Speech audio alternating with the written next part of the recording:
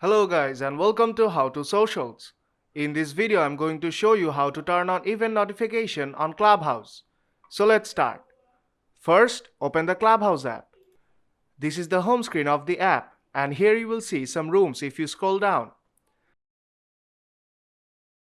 Now to see events, tap on the calendar icon at the top of the screen.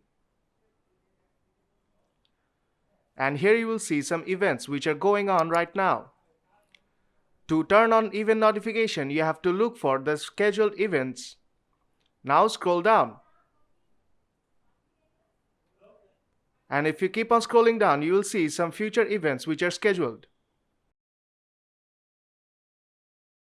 Let's turn on notification for this Instagram marketing event.